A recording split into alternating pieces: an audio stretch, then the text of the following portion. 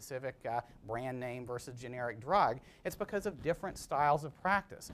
For people with chronic diseases, there are big differences around the country in how often physicians see those patients themselves, how often they refer them to specialists, how often they do a range of supporting laboratory tests and imaging procedures, how often minor surgical procedures are performed. It's not any one particular treatment decision. It's a pattern of care. And we haven't done a very good job of generating good evidence on the impact of these differences in patterns of care, and especially on the impact of different kinds of healthcare policies in influencing care in a way that may lead to better results at a lower overall cost. There is new momentum coming for generating better evidence on what works, though, from a variety of sources. Last year, major reform legislation for the FDA was enacted by Congress and signed by the President.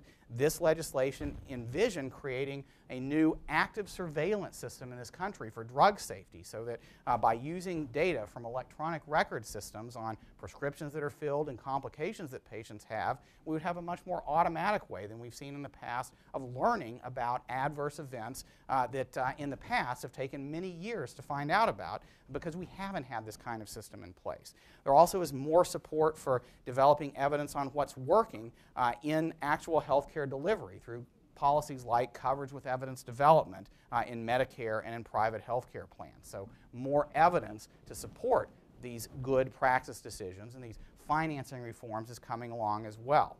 A final powerful factor that I want to mention is changes in the way that health insurance benefits work. These are changes that are focused not just on providers and giving them the support they need to implement effective reforms in medical practice, but reforms that can enable patients to save money when they take steps to get the care that they need at a lower cost.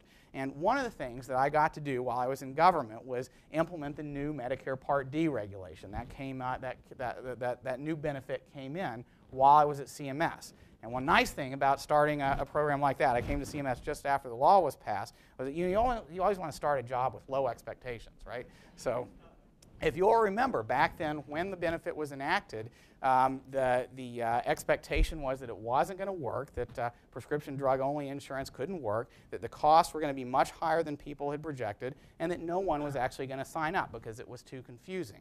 Now, this was a challenging program to implement, and it was one that, compared to just having the government define one benefit and give it to all seniors, would have been much easier for seniors to participate in.